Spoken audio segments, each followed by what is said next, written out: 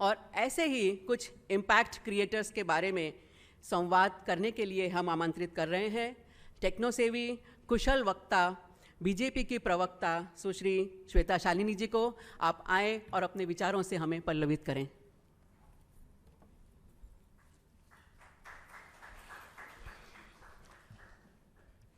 नमस्कार and very good evening to all of you.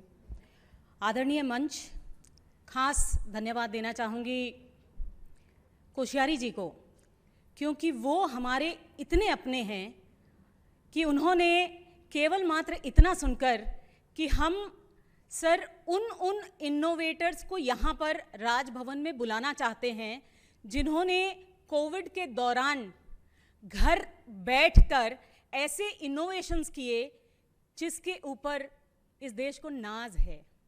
उन्होंने 1 minute में इस कार्यक्रम को हाँ बोला और मुझे बहुत खुशी है कि आज इस राजभवन में हर उस व्यक्ति का सम्मान होने वाला है। हमने बहुत कोविड वॉरियर्स देखे और खासकर उन कोविड वॉरियर्स को हर रोज याद किया जो रोज सुबह उठकर हॉस्पिटल जाते थे, चाहे वो डॉक्टर्स थे, चाहे वो नर्सेस थे, बिना घबराए। कुछ ऐसे लोग थे जिन्होंने महीनों भर वापस अपने घर में, अपने बच्चों के पास, अपने परिवार में कदम नहीं रखा। लेकिन कुछ ऐसे लोग भी थे जिन्होंने अपने वर्कर्स को संभाला, अपने बिजनेसेस को संभाला और केवल मात्र संभाला नहीं, उन्हें प्रोत्साहित करते हुए कुछ ना कुछ, अंग्रेजी में जिसे कहते हैं, they tweaked, they innovated, and that is what every challenge is, because necessity, they say, is the mother of innovation.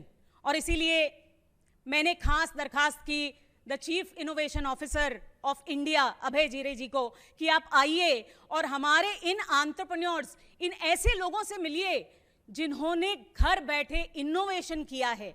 और जब सब लोग डर कर बैठे थे तब ये देश के बारे में सोच रहे थे, और जब सब परेशान थे तब ये अपना ही पेट नहीं पाल रहे थे, ये सोच रहे थे कि किस प्रकार मैं वो काम करूं कि देश केवल मात्र मुझ पे नाज ना करे, उसकी जरूरत को मैं पूरा कर सकूं, मेरा इनोवेशन पूरा कर सके। आज हमारे सम्मुख आशीष चौहान जी बैठे हैं, अजय ठाकुर जी बैठे हैं, बहुत सारे ऐसे लोग, हमारे डॉक्टर साहब, डॉक्टर शोम बैठे हैं। बहुत लोगों ने बहुत सारे इनोवेशंस किए हैं। एक मेरे बहुत प्रिय मित्र जो यहाँ पर नहीं है लेकिन अपने पिताजी को भेजा है, उनका नाम कर्नल शर्मा है। वो केवल मात्र इसीलिए टिके रहे और इनके बिजनेसेस इसलिए टिके रहे क्योंकि इन्होंने हार नहीं मानी। And trust me, entrepreneur is somebody who gets up in the morning and decides that come on, get me the challenge and I will overcome it. Thank you अभय जी, आपने एक बहुत अच्छा इनोवेशन सिस्टम, इकोसिस्टम इस देश को दिया है। लेकिन आज, और सर मैं आपके सम्मुख ये बात कहना चाहती हूँ, अभी भी अगर आप खासकर देखें HIV में, ऑन्कोलॉजी में, कैंसर में, बहुत सारे ऐसे लोग हैं जो हमारे देश से अभी भी विदेशों में जाते हैं क्योंकि कहने को वहां पर बेटर ट्रीटमेंट होता है। गरीबों की बीमारी, जैसे हमारे देश जिससे जूझ रहा है, ट्यूबरकुलोसिस, गत 70 सालों से ट्यूबरकुलोसिस की दवाइयां बदली नहीं हैं। यश चोपड़ा जैसे महान व्यक्ति डेंगू से चले जाते हैं, मच्छर उन्हें मारकर चला जाता है, लेकिन हमारे अंदर चूं भी कुछ भी रेंगता नहीं है। यदि ये आपको कचोटता नहीं है तो आप कभी भी इनोवेटर नहीं बन सकते। यदि आपने ये पढ़ा है, ये समझा है कि कहीं दूर एक देश में, फ्लोरिडा में 4 लोग मलेरिया से मर गए और उन्होंने जेनेटिकली मॉडिफाइड मच्छर छोड़ दिए ताकि मलेरिया के मच्छर खत्म हो जाएं। क्या आपको पता है ये इनोवेशन किसने किया? हम जैसे शख्सियत ने, भारतीयों ने किया। लेकिन भारतीयों ने उस देश के लिए किया।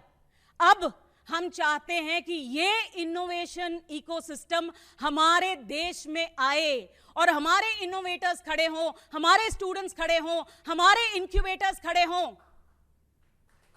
हमारे साइंटिस्ट खड़े हों और कहें कि हमारे देश की चैलेंजेस सॉल्व करने के लिए कोई भी बाहर से नहीं आने वाला है।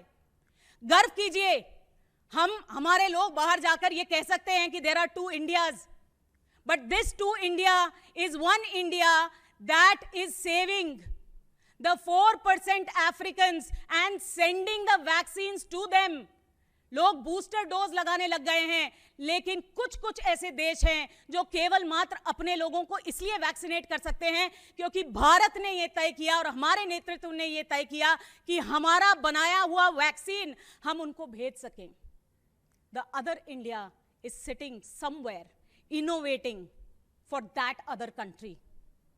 अगर ये आपके मन को नहीं कचोटता है तो शायद आप इनोवेटर नहीं हैं, आप एंटरप्रेन्योर नहीं हैं।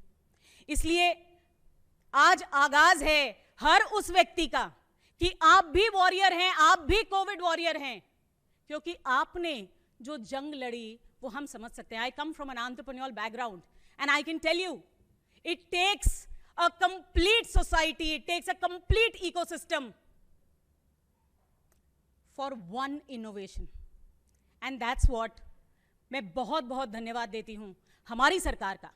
मुझे लगता है ये सोच कि हम एक चीफ इनोवेशन ऑफिसर बिठा सकते हैं, ये सोच कि हम हैकाथॉन कर सकते हैं, ये सोच कि इनोवेशन स्कूल में शुरुआत होती है, ये सोच कि हायर एजुकेशन में भी हमारे पास हजारों यूनिवर्सिटीज हैं, लेकिन क्यों ऐसी यूनिवर्सिटीज नहीं हैं जो वर्ल्ड ओवर विश्व भर में कंपीट करके टॉप 10 में आ सकती हैं। ये सोच एक व्यक्ति का है जिसका नाम नरेंद्र मोदी है।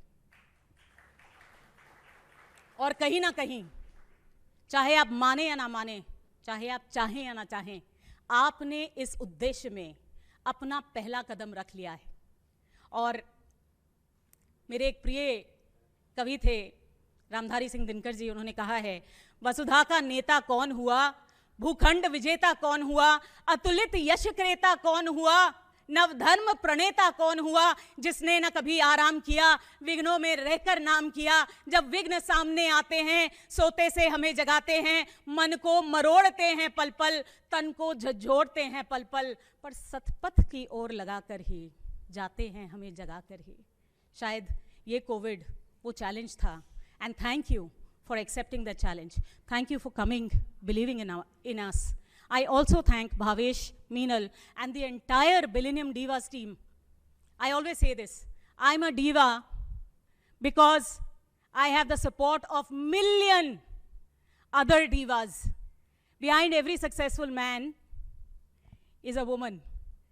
लेकिन एक सफल महिला के पीछे याद रखिए एक पूरा समाज है, एक पूरा इकोसिस्टम है, और इस इकोसिस्टम में आप यदि हिस्सेदारी नहीं देंगे तो 50% महिलाएं आगे नहीं बढ़ सकती हैं, वो इस इनोवेटिव इकोसिस्टम का हिस्सा नहीं बन सकती हैं। इसीलिए Millennium Divas, we are looking at 1 billion millennial divas, and every diva needs to understand that she is definitely 1 in a billion, but for her to be millennial and millennium divas, she needs to innovate, she should be an entrepreneur. So welcome to the club. Thank you so much. बहुत बहुत धन्यवाद. जय हिंद, जय महाराष्ट्र.